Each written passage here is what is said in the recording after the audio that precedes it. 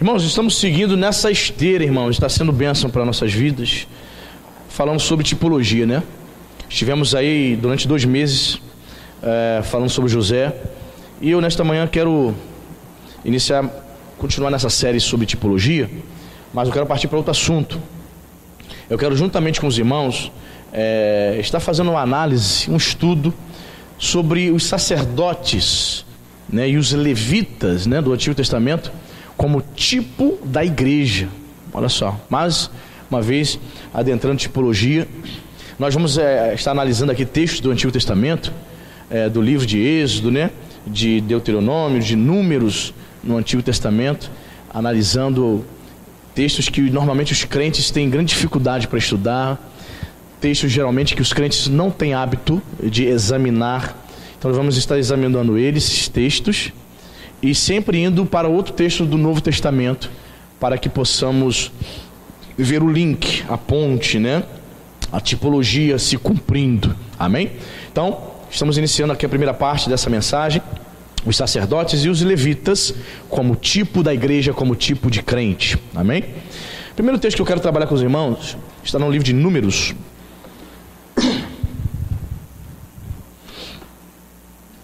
Antigo Testamento, livro de Números, capítulo 8.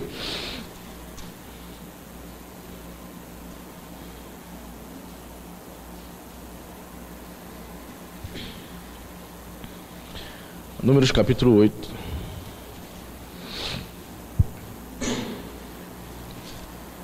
Versículo 14.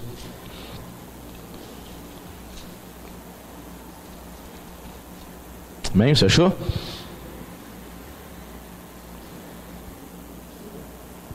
Diz o texto, número 8, 14. E, você achou? Amém? E separarás os levitas do meio dos filhos de Israel. Os levitas serão meus. Repita comigo: os levitas serão meus. Deus falando que os levitas pertenciam a ele. Vamos agora para o Evangelho de João, capítulo 17. Você pode deixar marcado aí em Números. A gente vai voltar ainda em Números. Agora vamos ver sacerdotes e levitas como tipo da igreja, como tipo de crente, né? Então temos aqui um cumprimento no Evangelho de João, capítulo 17, versículo 9 e 10. Veja essa declaração de Jesus. Você achou? Diz a palavra, olha o que Jesus diz: é por eles que eu rogo, não rogo pelo mundo, mas por aqueles que me deste, porque são teus. Ora, todas as minhas coisas são tuas, e as tuas coisas são minhas, e neles eu sou glorificado. Amém? Mas por aqueles que me deste, porque são teus. Jesus faz aqui uma referência aos discípulos, nós como igreja, de que nós pertencemos a Deus. Amém, queridos? É interessante que o verso 10 ele vai dizer: ora, todas as minhas coisas são tuas, e as tuas coisas são minhas. Então Jesus está nos ensinando que nós pertencemos a Deus Pai, logo também pertencemos ao Senhor Jesus. Amém?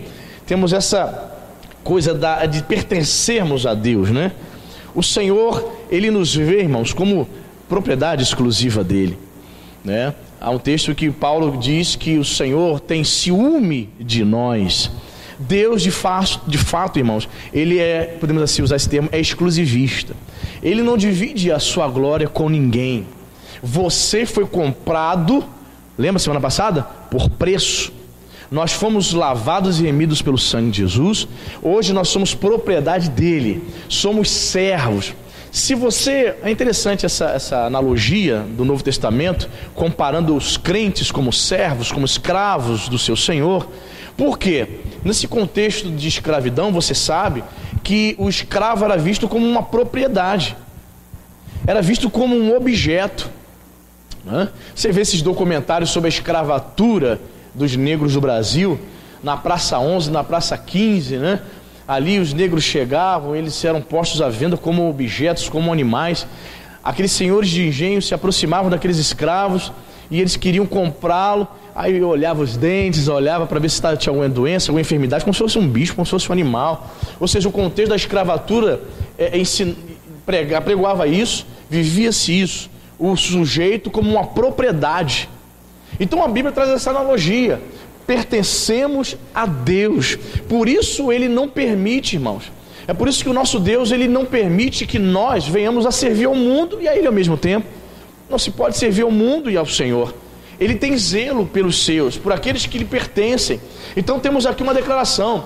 No sacerdócio levítico, Deus diz acerca dos levitas: os levitas são meus. Eles estavam consagrados, eles eram dedicados somente a servirem ao Senhor, a servirem no templo. Quando Deus olha para a igreja, olha para mim e para você, filhos de Deus, servos de Deus, Ele declara: você me pertence, pertencemos a Deus. Você crê nisso, irmão? Pertencemos ao Senhor, somos propriedade dEle.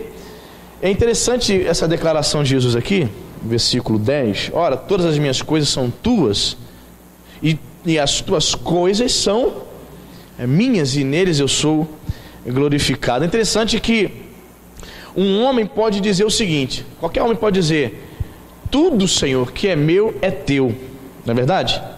Mas só Jesus pôde dizer: tudo que é teu, Pai, é meu. Percebeu isso?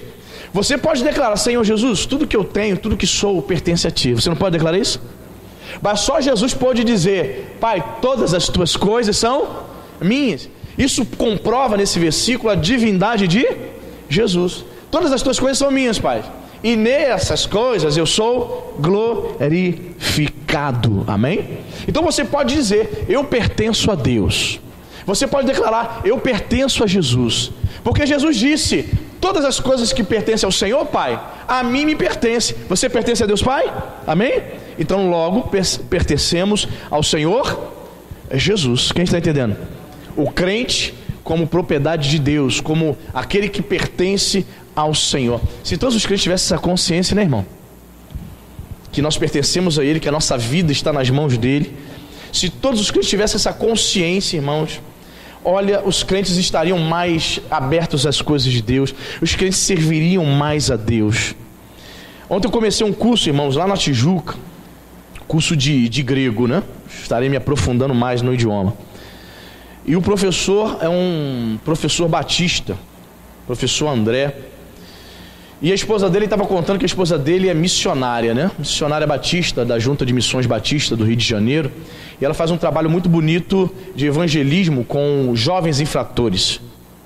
Jovens infratores, e de vez em quando eles convidam, tanto a esposa dele quanto ele, convidam alguns irmãos da igreja para fazer visitas, para pregar o evangelho nos presídios. E ele estava contando para nós: olha, irmãos, dói no coração.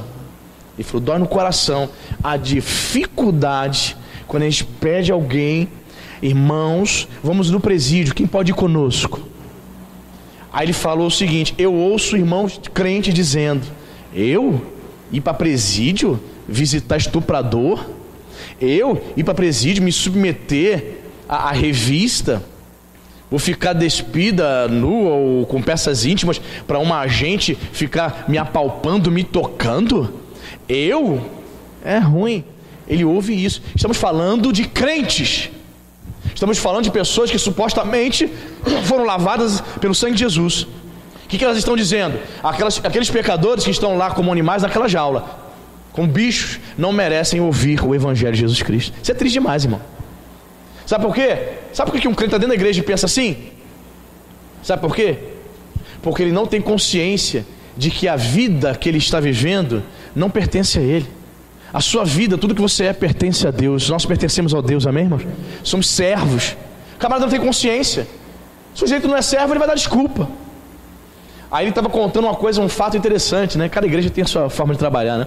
Aí ele estava falando: lá na minha igreja, tudo é curso. Se ela tiver que evangelizar, ela tem que ter o curso, tem que fazer o curso de evangelismo. Se ela quiser dirigir um culto, ela tem que fazer o curso que ensina a dirigir o culto. Ele falando: se tivermos que fazer um culto no lar, existe o curso que ensina a fazer culto no lar. Ele falou: tudo é curso. E as pessoas, aí falou, as pessoas estão fazendo curso só para ter o conhecimento. Ele falou assim: quando eu me aproximo de um irmão, vamos fazer isso, irmãos? Ele: não vou fazer porque eu não tenho curso. Mas ele poderia fazer sem o curso. Mas a desculpa é essa. E quando faz o curso, ele chama a pessoa para participar. Não, agora não dá não, porque eu estou muito ocupado, estou cuidando de alguns afazeres, eu estou estudando, eu estou cuidando do meu filho, estou desempregado. Sempre teremos desculpas. Quero afirmar aqui, se você tem consciência de quem você é, de que você pertence a Deus, irmãos, você servirá a Deus sem olhar circunstâncias, amém, irmãos? Você não vai dar desculpas para o Senhor. Você é propriedade dele, pertencemos a Deus. Os levitas são meus. Essa foi a declaração. Você viu algum levita dizendo, não, eu não sou não. Eles serviam a Deus no templo, pertenciam a Deus. A herança, a Bíblia vai dizer no Antigo Testamento, a herança dos levitas era o Senhor. Eles não tiveram direito a receber porções de terra nenhuma. A herança do levita era o Senhor. Você quer herança? Quer algum bem, levita? O bem, a herança, é servir a Deus. Amém, irmão? A herança do povo de Deus, da igreja, dos discípulos de Cristo, nossa, é servir a Deus. O nosso bem maior é pertencermos a Jesus. Amém? Muito bem. Segunda tipologia, voltemos para Números. Muito bem, voltemos para Números. Capítulo 8. Ainda no capítulo 8. Olha que interessante. Versículo 21. Os levitas se purificaram e lavaram as suas vestes, e Arão os apresentou por oferta movida perante o Senhor, e fez expiação por eles para purificá-los. Vamos ler de novo?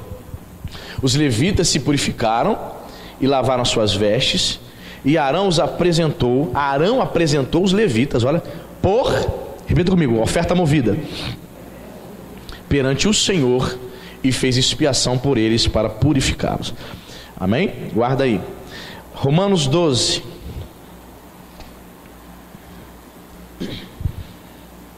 Vimos aqui os levitas como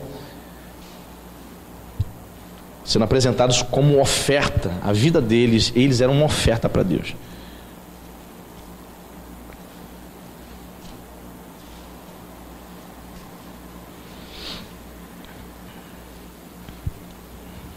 Romanos 12:1, que é um texto muito conhecido nosso.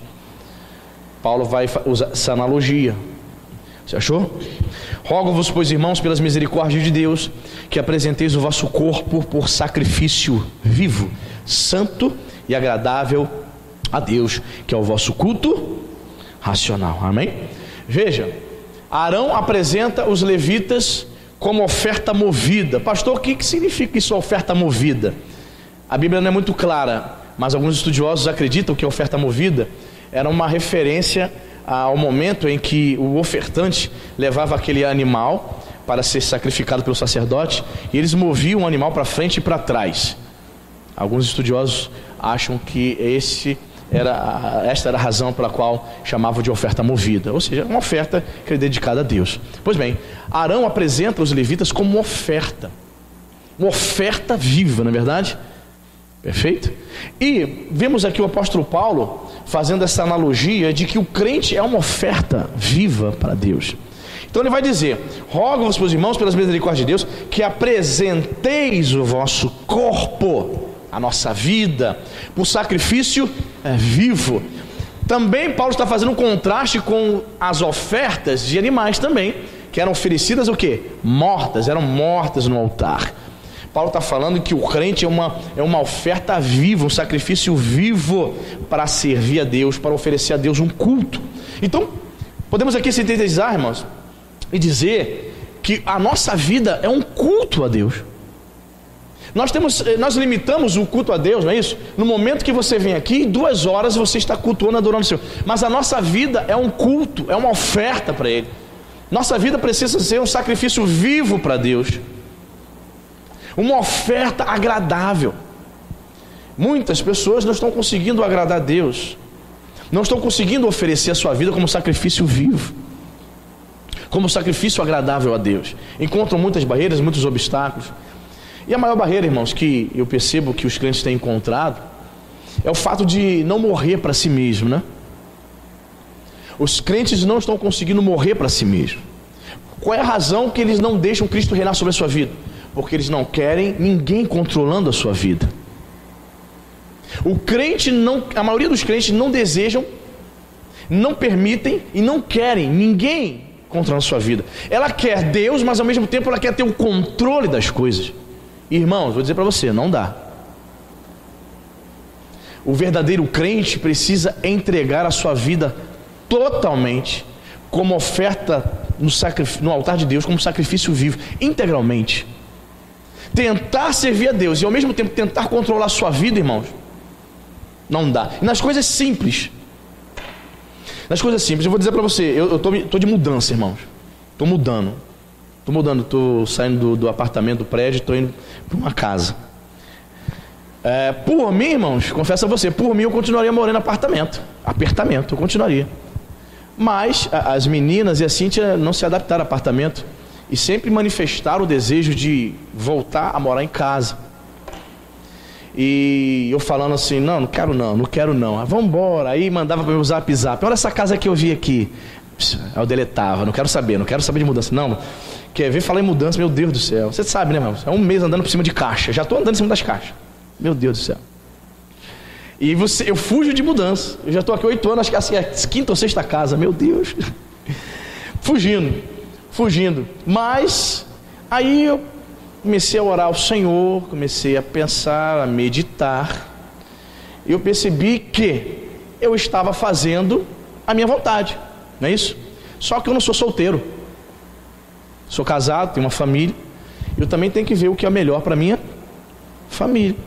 Por mim, tudo bem, mas por elas.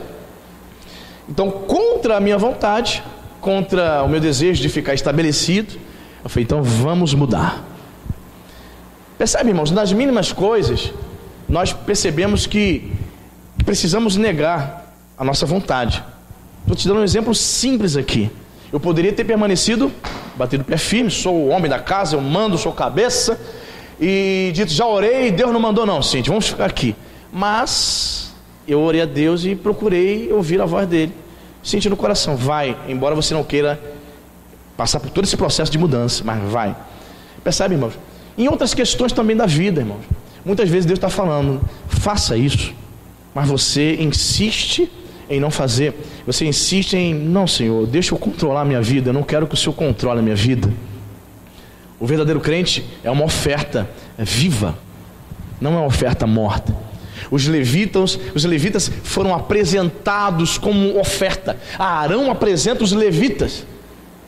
Somos esse tipo, irmãos. O crente é apresentado, não é isso que diz aqui? Rogo-vos, pois, irmãos, pelas misericórdias de Deus, que apresenteis. Apresente. Se apresente. Se coloque à disposição. Diga para Deus, Senhor, eis-me aqui. Envia-me a mim. Usa-me. Eu costumo sempre dizer que muitos crentes não têm coragem de fazer essa oração. Que oração, pastor? Senhor, usa-me, faz da minha vida o que o Senhor bem quiser. Tu tem essa coragem, irmão?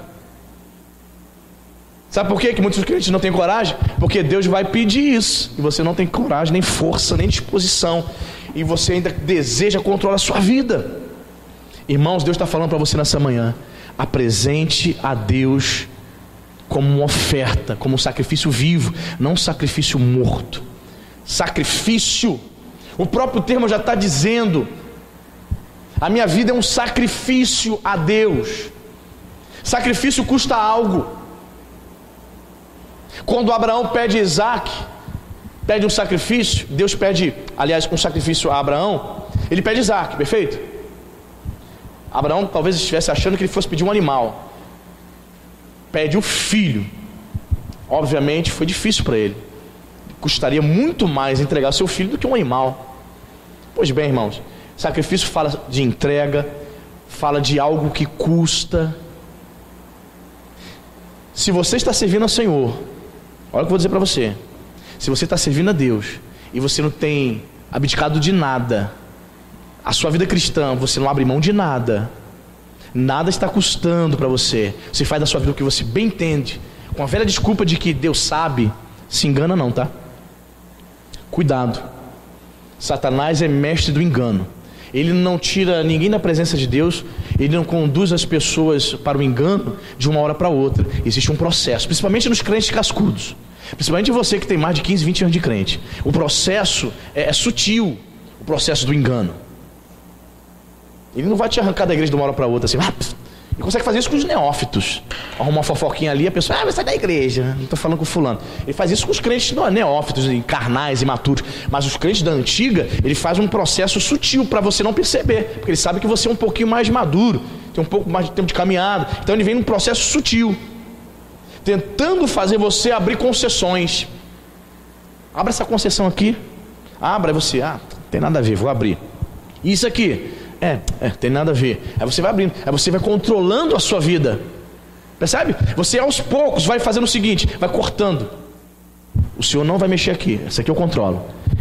Não, isso aqui não, isso aqui eu controlo. Esse é o grande perigo, irmãos, de estarmos 20 anos como crentes, 30 anos na igreja, e nos pegarmos controlando a nossa vida, enganados, achando que a nossa vida é um sacrifício vivo, e não é. Quem está entendendo? Apresente o vosso corpo por sacrifício vivo, santo e agradável a Deus, que é, olha só, isso é, Paulo está dizendo, isso é um culto racional. Amém, irmãos? A gente acha que o culto é só o momento que a gente está cantando. Só o momento que a gente está orando. Não, a nossa vida é um culto a Deus. Amém, irmãos? Maravilha, né?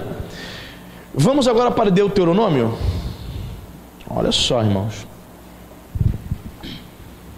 Outra coisa interessantíssima também aprendemos aqui, os sacerdotes e os levitas como tipo da igreja, como tipo dos crentes.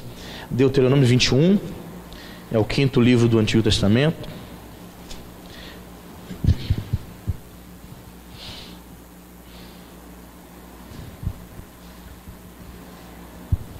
Deuteronômio 21, versículo 5. Olha só a declaração da palavra de Deus. Você achou? Deuteronômio 21, 5 diz: chegar-se-ão os sacerdotes, filhos de Levi, porque o Senhor teu Deus os escolheu para o servirem. E para fazer o quê? Para abençoarem em nome do Senhor, e por sua palavra decidirem toda demanda em todo caso de violência. Repita comigo aqui: para abençoarem em nome do Senhor. Amém. Deixa aí. Vamos para 1 Pedro 2,9. Veja se não se cumpre isso na vida da igreja.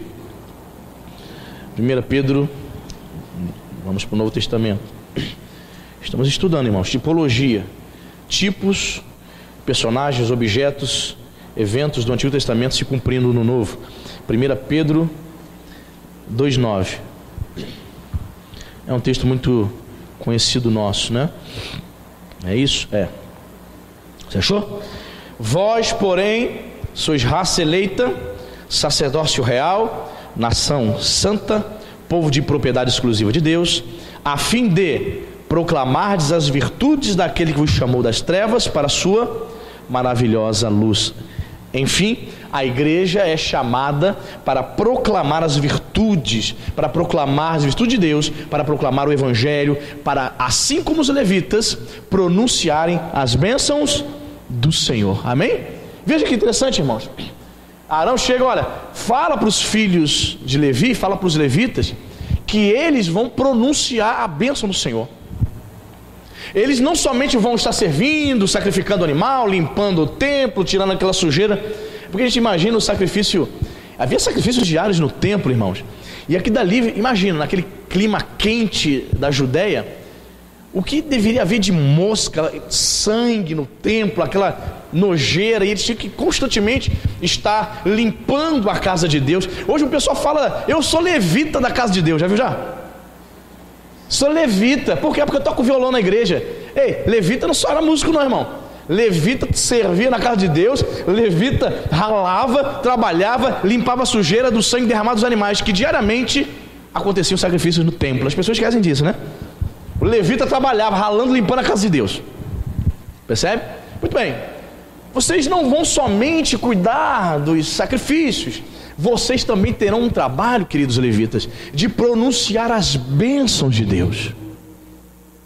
Olha, vocês vão contar as bênçãos do Senhor para o seu povo. Assim também nós, como propriedade exclusiva de Deus, fomos chamados para fazer o quê? Proclamardes as virtudes do Senhor. Amém, irmão? Que maravilha! O que são virtudes, irmãos? As virtudes do Senhor: que significa isso? Eu como igreja, eu como crente, tenho que proclamar o quê? Irmão, é proclamar o evangelho, querido. As pessoas estão morrendo. Olha, querido, eu passei ali em frente à Vila Capri ontem, 11 horas da noite. Tem um lá, acho que é o Fofão. Meu Deus, gente já quase fechando a pista, de tanta gente bebendo no pagode. Agora no Extra, ali atrás do Extra, abriu um point lá da cachaça. Meu Deus, quantos jovens se embriagando, se drogando ali. Essas pessoas precisam ouvir e ver na sua vida o verdadeiro evangelho, irmão. Somos povo de Deus, precisamos proclamar as bênçãos do Senhor.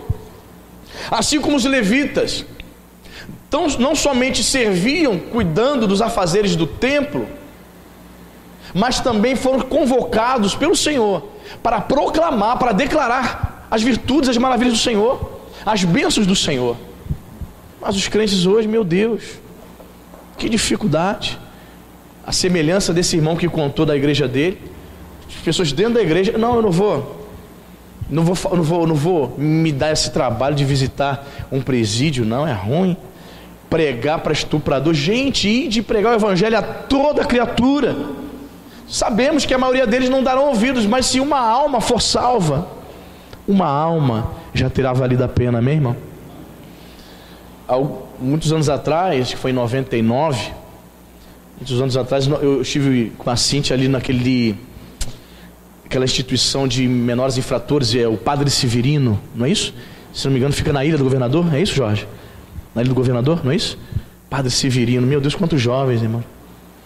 E ali, detalhe, eles ficam lá, o muro é baixinho, se eles quiserem fugir, eles fogem a hora que quiserem.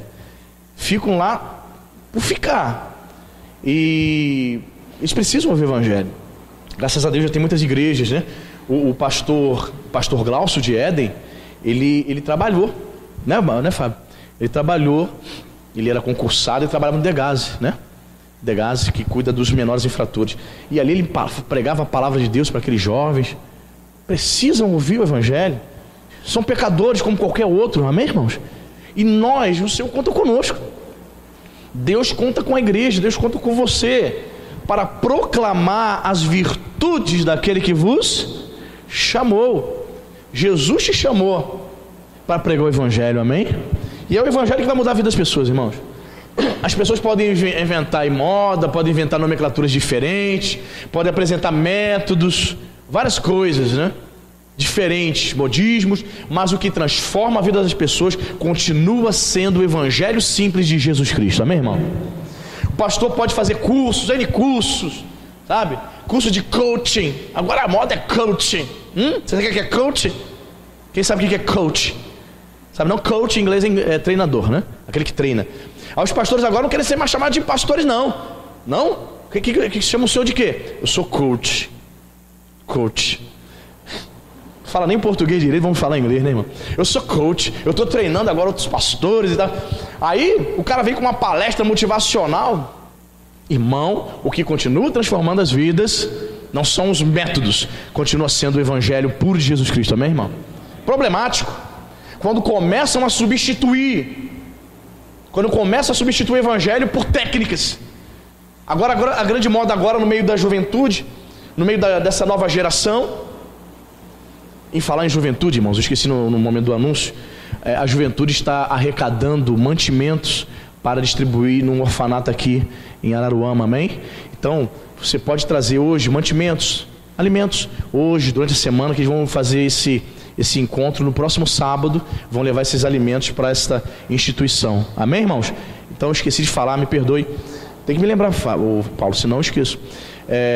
Você pode trazer hoje à noite, no meio de semana, mantimentos, alimentos, vocês vão levar lá para essa instituição de cuidado de adolescentes e pessoas com problemas mentais e com deficiência física, amém? Ok, então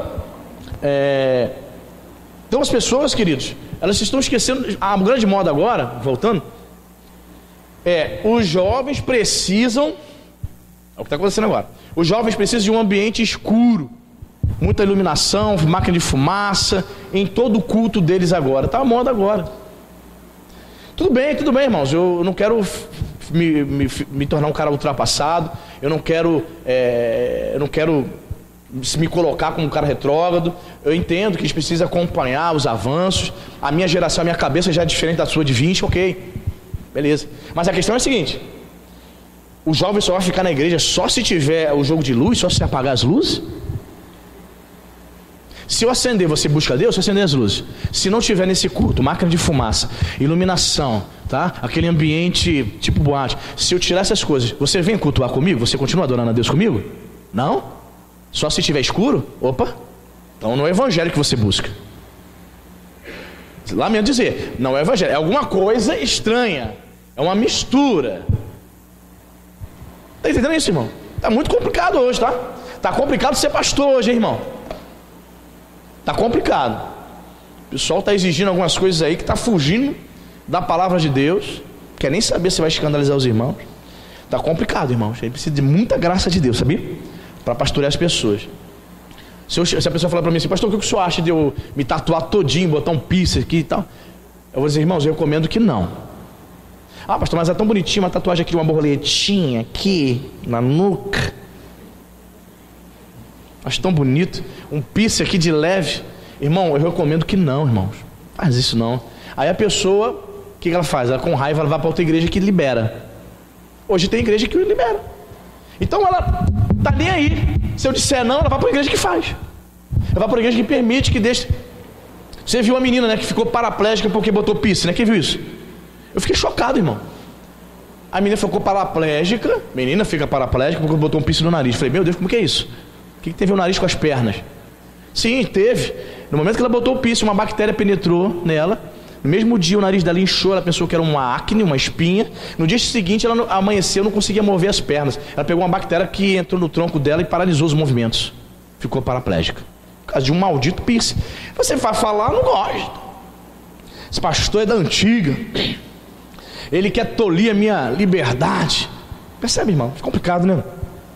Nós fomos chamados para isso não, irmão. O crente não foi chamado para se amostrar para os outros. O crente foi chamado para se apresentar como sacrifício, para proclamar o evangelho de Jesus Cristo. Amém, irmão? Você não faz tatuagem para esconder, irmão. Que loucura é essa? Não, pastor, eu vou fazer. A pessoa fala assim: pastor, eu vou fazer uma tatuagem assim, mas eu vou esconder. Isso é hipócrita. Você não faz tatuagem para esconder. Você faz tatuagem porque é bonito e para mostrar. Então eu penso que o crente está com problema. O crente está com problema emocional. Ele quer fazer algo para se amostrar. Bota uma melancia na cabeça e sai aí, ó, igual um doido no meio da rua. Bota uma melancia, irmão. Não é verdade? Quer se amostrar? Bota uma melancia. Bota uma peruca. Começa a andar no meio da pista. Olha, o carro vai passar, vai buzinar. Doido. Agora, se dizer que é crente, botar um alargador, uma barbicha até aqui, cheio de ácaro na barbicha. É ou não é? Fonte de ácaro a barba. Tem que ser cuidado, tem que ser cultivado. O camarada não cuida. Irmãos, está complicado você pregar isso aqui e dizer que o crente não foi chamado para isso. Que crente foi chamado para proclamar as virtudes do Senhor, amém, irmão? Levitas, vocês vão pronunciar a bênção de Deus, amém? Somos sacerdócio real, você foi chamado para proclamar as bênçãos do Senhor, amém, irmão? Muito bem. Quarta tipologia, vamos para o livro de Êxodo agora.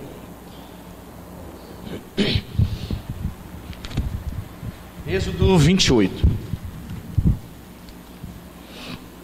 Muito interessante, irmão, isso aqui, ó.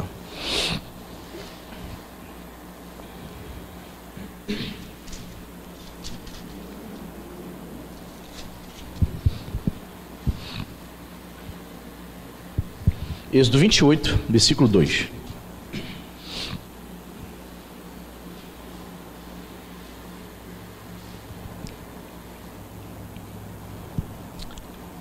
Vou ler o versículo primeiro, né? 28, 1 e 2. Faze também vir para junto de ti Arão, teu irmão, e seus filhos com ele, dentre os filhos de Israel, para me oficiarem como sacerdotes, a saber, Arão e seus filhos, Nadab, Abiú, Eleazar e Tamar. Farás vestes sagradas, repita comigo, vestes sagradas, para Arão, teu irmão, para glória e ornamento. Repita comigo: glória e ornamento. Maravilha, deixa marcado aí. Vamos agora para Apocalipse. Olha, pastor de Êxodo para Apocalipse. Sim, vamos lá. Êxodo 16:15. Deixa marcado em Êxodo 28. Vamos para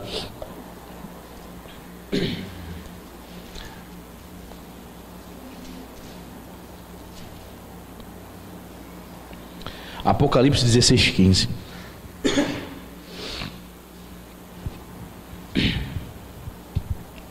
Amém? Você achou?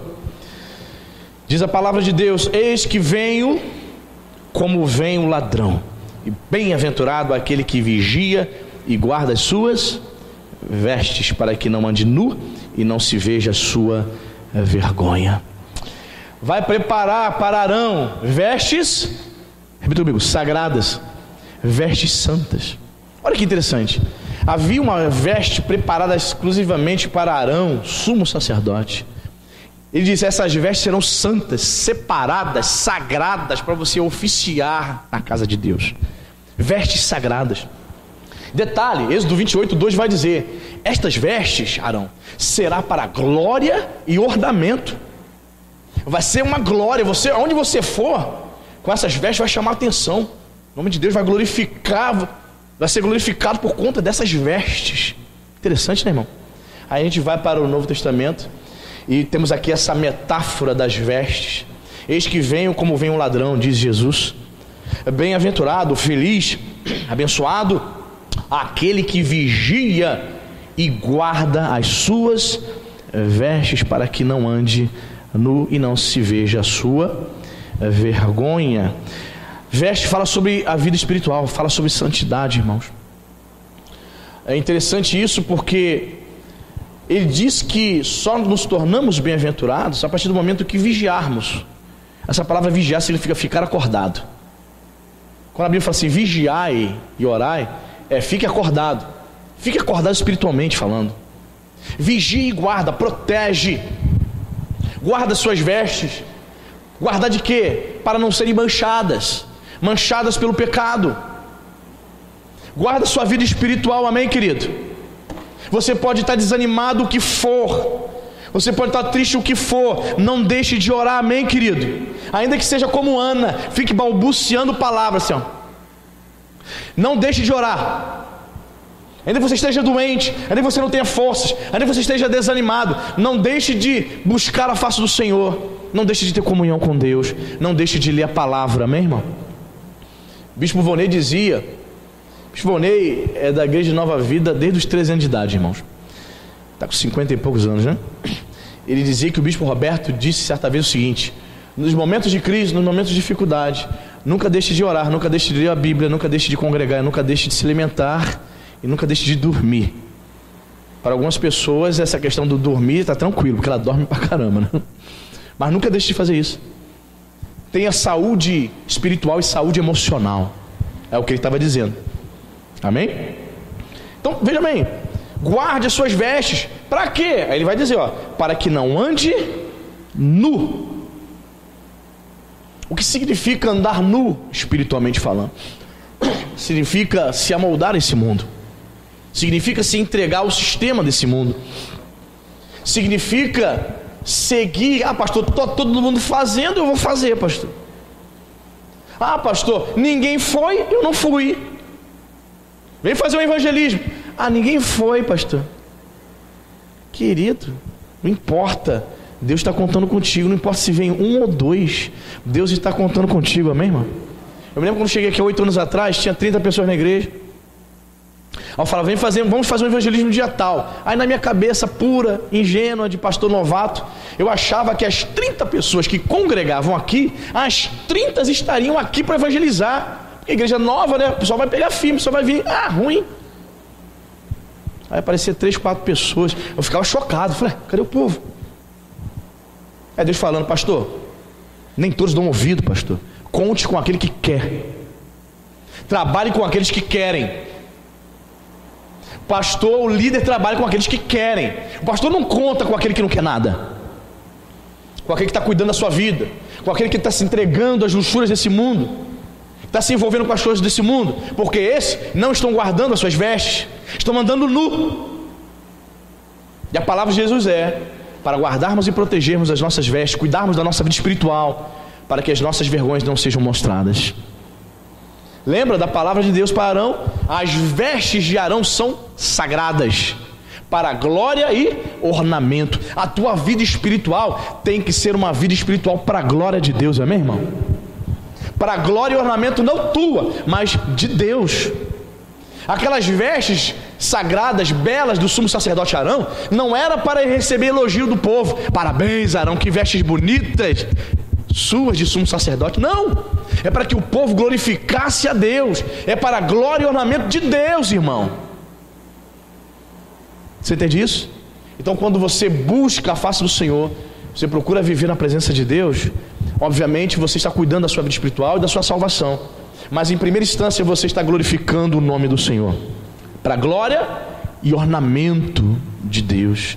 Cuida da sua vida espiritual, amém, irmão? Não deixe de buscar a Deus, não fuja de oração, não fuja de oração. Quero dizer para você, pastor, eu não fiz módulo 1 ainda, estou falando para você, para a igreja, não fiz módulo 1 ainda, não tenho cargo nenhum na igreja, não tenho função nenhuma na igreja. Eu posso chegar aqui 8h30 da manhã e orar com os trabalhadores da casa de Deus aos domingos, e 18h30 à noite eu posso vir? Você está liberado em nome de Jesus, amém? Se algum trabalhador está aqui, fala para ele, o pastor liberou. Se você quer orar, quer consagrar a tua vida, vem. Pastor, não tenho função aqui nenhuma, pastor, nem fiz o módulo 1 ainda. Você está liberado para vir, amém, irmão? Pode vir 8h30 para orar. Sabe o que? Vai ser exemplo, porque tem trabalhador que não vem. Aí você que ainda não tem um cargo, uma função, você vem. As pessoas olham o exemplo. Então você que não tem um cargo vem, a pessoa que trabalha não vem, ou chega atrasado, entendeu? Aí a pessoa vai observar, puxa, o irmão está vindo a orar comigo, que benção. E o irmão nem é auxiliar, nem dá aula, né? Que bacana. Mas ele precisa orar também, né? Amém, querido? Valorize essas coisas, para que você não ande nu, para que as suas vestes espirituais estejam protegidas. Vigie, fique acordado, é a palavra de Deus. A minha Bíblia, não sei, a sua, ela vem com as palavras de Jesus em vermelho. Aí exatamente aqui, na palavra de Jesus, falando ao povo de Deus, está em vermelho, palavra do próprio Cristo. Você é bem-aventurado se você vigiar e guardar. Se você for uma pessoa santa, se você buscar as coisas de Deus. Eu tenho falado o seguinte: para você descambar para o lado mal, para você pecar contra Deus, para você esfriar, é um pulo, irmão. Você anda numa linha tênue, finíssima. Para você descambar para o mal, para você esfriar na fé, é isso aqui, é fácil. Agora, manter a fidelidade, guardar as vestes, ficar vigiando. Como falei, vigiar é ficar acordado. Uma metáfora interessante, sabe por quê? Porque ficar acordado é muito difícil. Quem já trabalhou à noite aí? À noite, você sabe, né, irmão? Como é difícil. Eu trabalhei, tinha uns 19 anos, eu trabalhei à noite durante 1 mês e pouco. Irmãos, eu perdi 3 quilos. Porque minha vida ficou doida assim, eu não conseguia dormir durante o dia. Dormia 1h30 durante o dia, 2 horas só, e ia para a noite toda, para a linha de produção numa fábrica. Meu Deus, perdi 3 quilos, fiquei com cara de caveira, fiquei com 57 quilos, irmãos. Pra você ter uma ideia, eu tenho 87. 30 quilos eu perdi. Não, naquele tempo eu era mais magro, perdi 3 quilos na época. Então me imagina 30 quilos mais magro. É horrível trabalhar à noite. O campo tinha funcionários, tinha alguns funcionários que já estavam trabalhando à noite há 10 anos seguidos. Os caras pareciam zumbi, o Walking Dead. Zumbi, os olhos fundos. Ficava a noite toda só no café e no cigarro. Café e cigarro. Café e cigarro para se manter acordado. A cara deles é uma cara de acabado.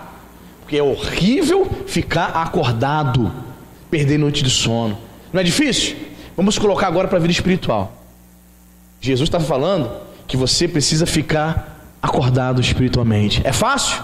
Não, é difícil, mas é necessário, amém, irmão? Ficar acordado, vigiar e proteger e guardar suas vestes espirituais. Amém, queridos? Muito bem. E para a gente poder fechar aqui essa mensagem, você pode voltar para Êxodo, capítulo 40.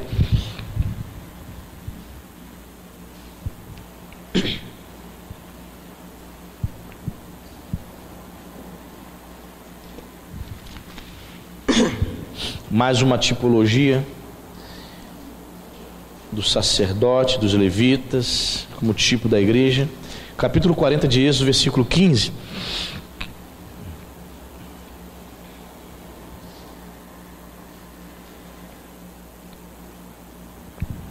Diz a palavra de Deus, Êxodo 40, 15: E os ungirás como ungiste seu pai, para que me oficiem como sacerdote.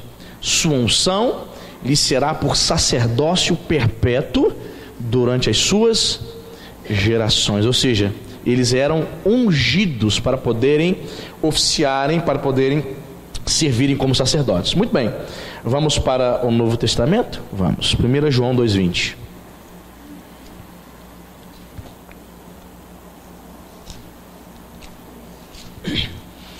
Primeira Epístola de João, capítulo 2.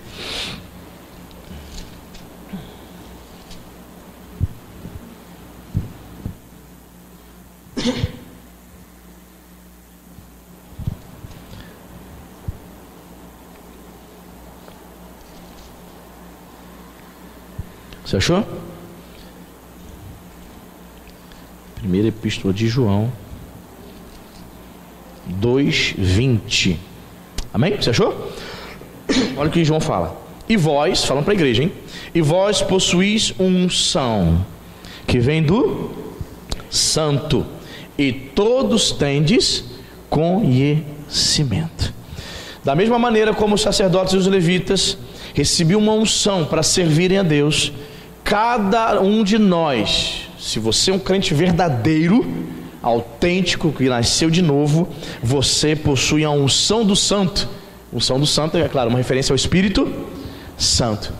Eu não sei se você sabe, a palavra unção no grego é crisma. Você que foi católico, você lembra disso? Você fazia o catecismo. No meu tempo era assim, 2 anos de catecismo. Depois você fazia a primeira comunhão. Você que foi católico não disso, né?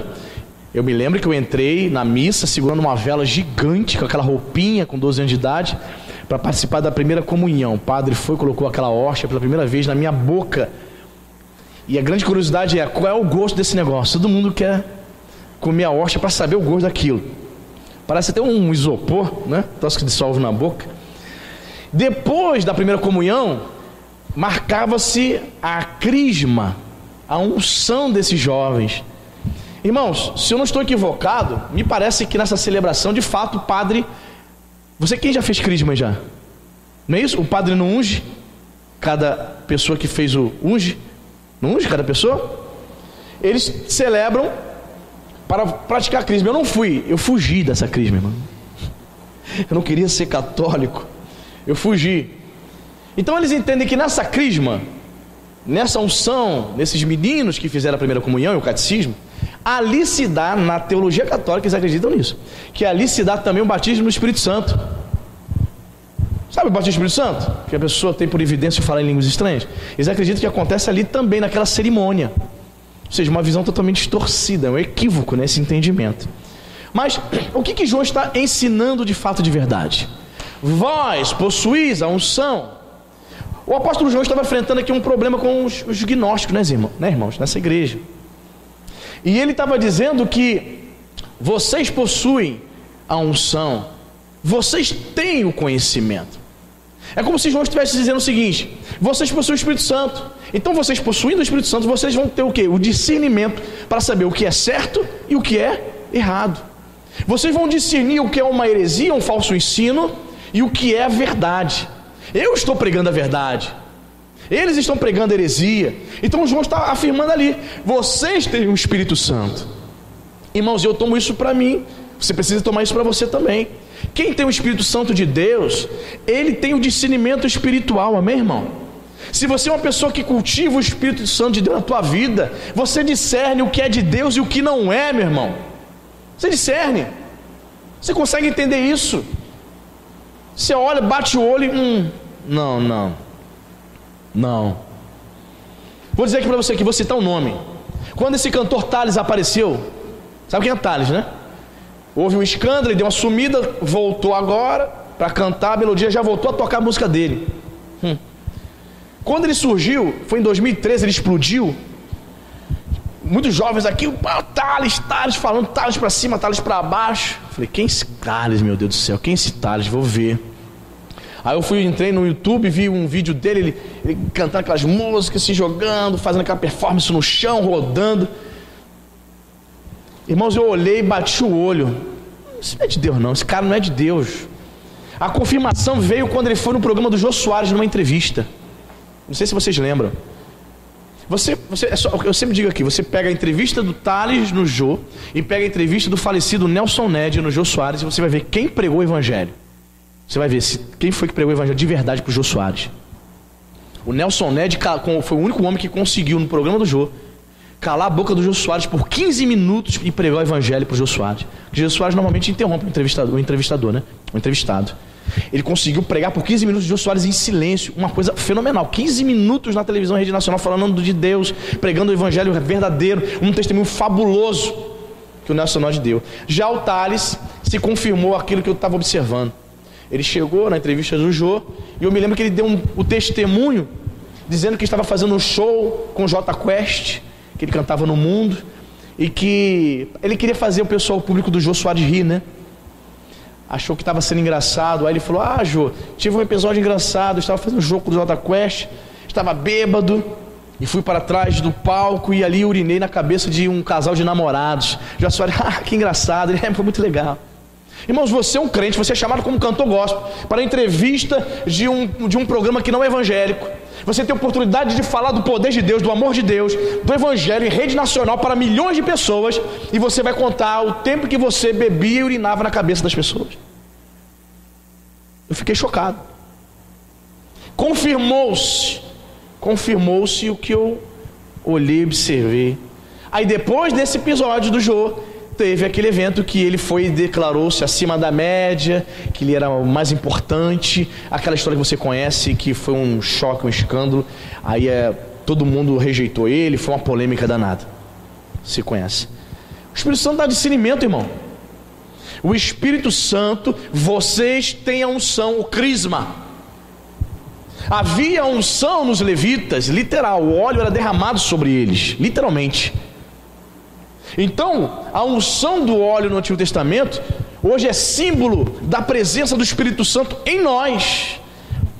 Então João está dizendo lá no grego, vocês têm a crisma, vocês têm a unção do santo, vocês têm a presença do Espírito Santo de Deus na sua vida, ele habita em vocês, vocês têm o conhecimento. João está dizendo que todo aquele que é cheio do Espírito Santo recebe o entendimento para discernir o que é certo, o que é errado, o que é de Deus e o que não é.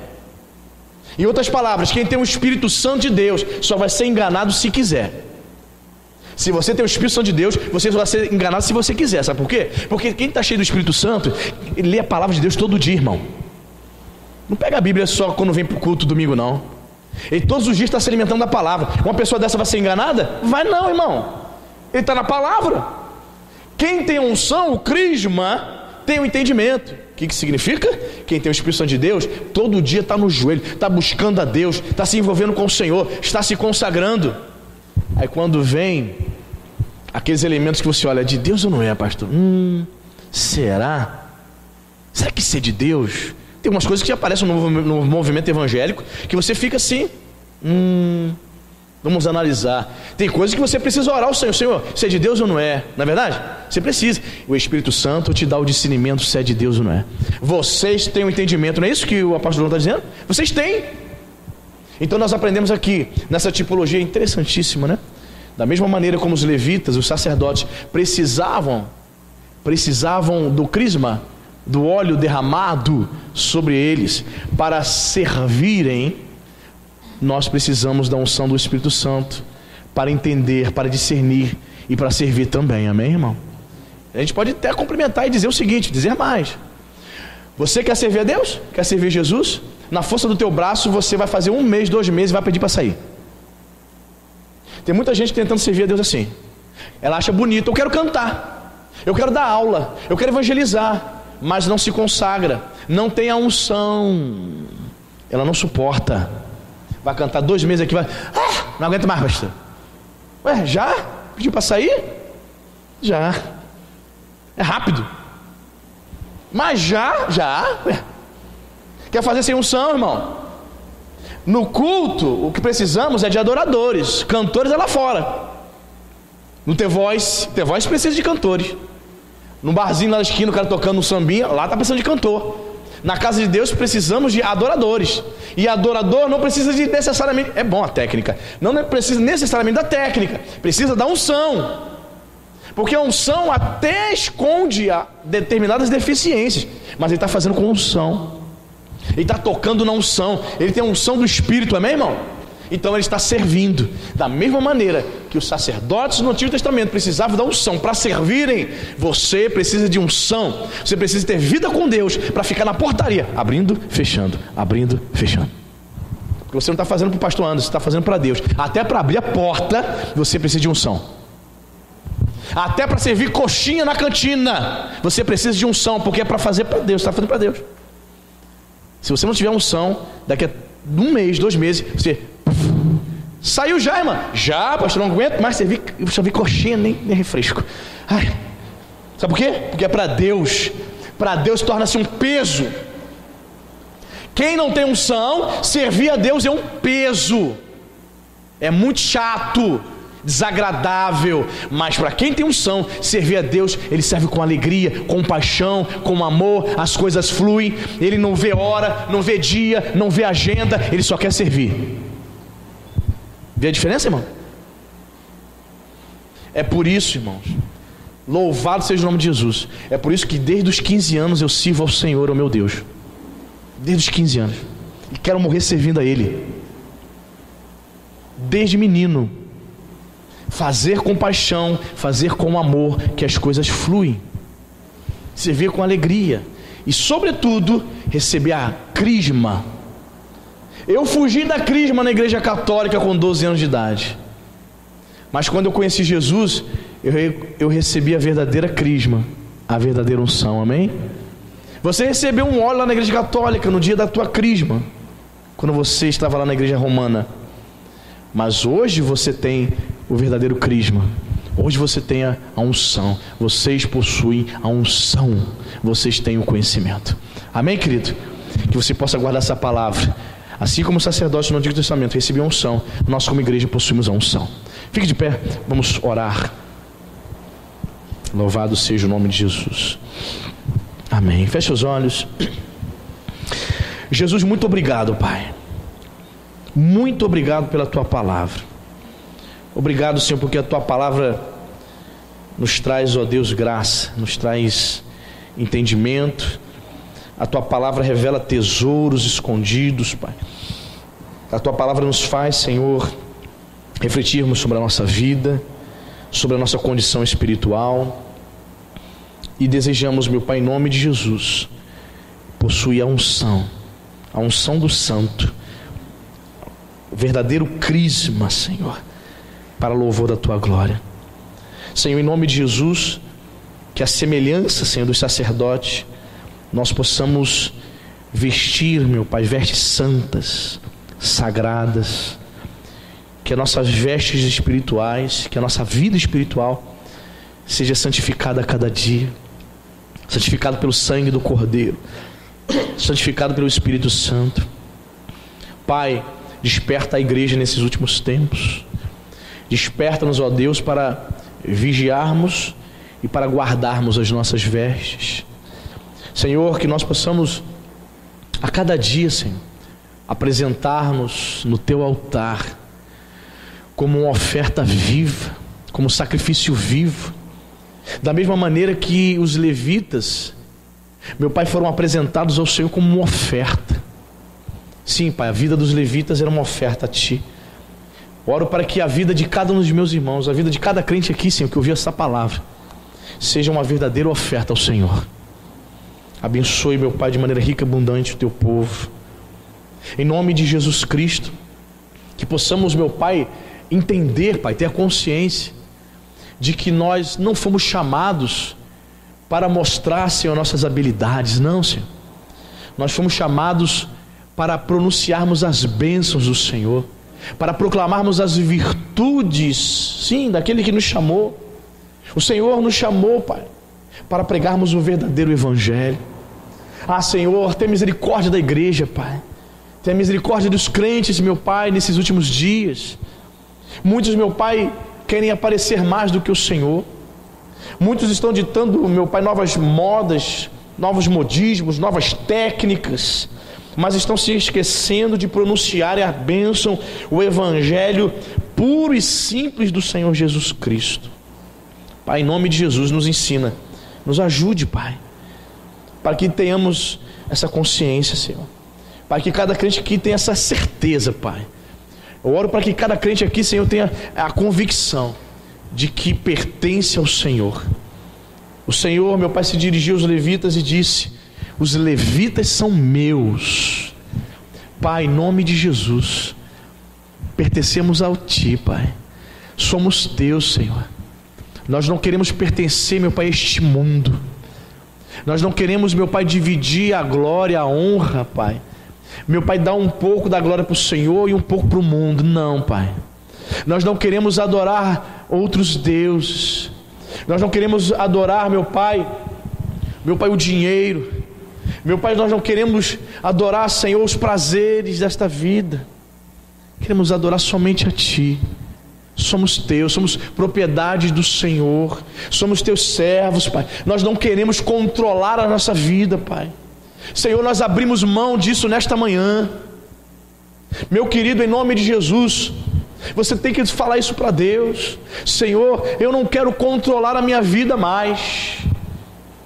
Eu preciso que o Senhor reine e controle cada área da minha vida. Minhas emoções, minha vida espiritual, minha família, minhas finanças. Senhor, em nome de Jesus, nós somos Teus. A semelhança dos levitas, nós pertencemos ao Senhor. Faça da nossa vida, Senhor, o que o Senhor bem quiser. Cumpra, Pai, os Teus propósitos. Pai, eu não quero ser um empecilho, Pai. Que o meu irmão não seja empecilho para a propagação do Evangelho. Pelo contrário, Senhor, que os Teus propósitos, que os Teus planos se cumpram em nós e através de nós, Pai. Nós não queremos ser obstáculos do Senhor, mas queremos ser vasos de honra. O Senhor mesmo disse que numa casa existem vasos de honra e vasos para desonra. Pai, em nome de Jesus, a minha oração é que cada um dos meus irmãos possam tornar-se vaso de honra, utensílio, instrumento do Senhor, e possam ter a convicção, a certeza que pertence única e exclusivamente a Ti, Pai. Somos Teus. Obrigado, Senhor. Abençoe a Tua igreja. Conceda-nos, meu Senhor, um domingo ricamente abençoado, Pai. Domingo de paz e de graça. Leva-nos, meu Pai, para os nossos lares. Que essa mensagem desta manhã possa ficar gravado nos nossos corações e possa nos abençoar rica e abundantemente. Te oramos em nome de Jesus. Amém e graças a Deus. Amém?